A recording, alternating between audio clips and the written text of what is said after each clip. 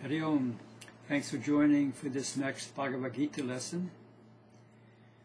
Let's start out with body and mind relaxed, with a slow deep breath.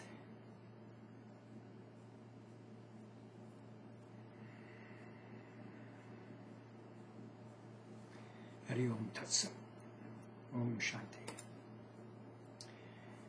We're on episode number 137, entitled The Best Way to Find Yourself. And we'll spend one more week on the 7th verse of the 3rd chapter. I'll read it to you again. The one who, while controlling the senses with the mind, engages the body in karma yoga with no attachment to the results, has unveiled the secret of yoga.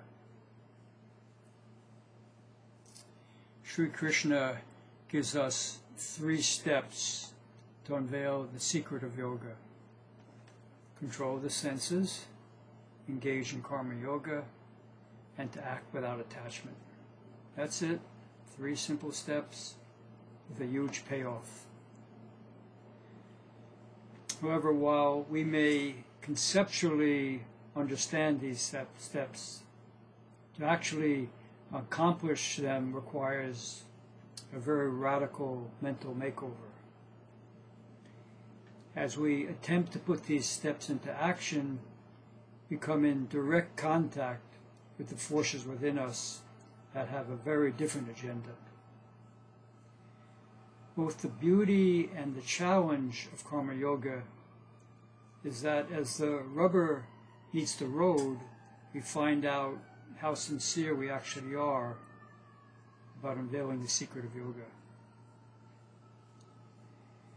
If you recall, in the previous verse, Krishna called the person who's restraining just the body without controlling the mind a self-deluded hypocrite.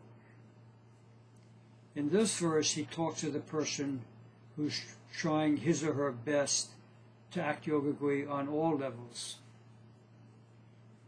They are much more likely to see, up close and personal, what are the internal obstacles to leading a spiritually oriented life.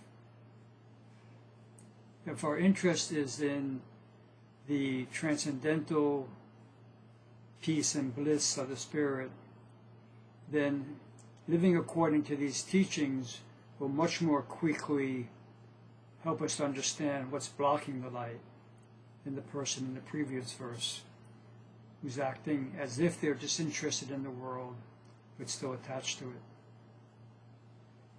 I'll end with 2 quotes, one from a woman named Miriam Wright Edelman. She says, "Service is the rent we pay for being. It is the very purpose of life. It is not something you do in your spare time."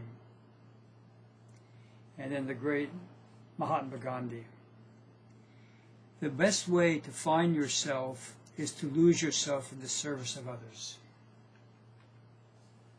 For the homework assignment, let's see if we can spend one day trying to live according to these 3 steps: controlling the senses, doing selfless service, and acting without attachment.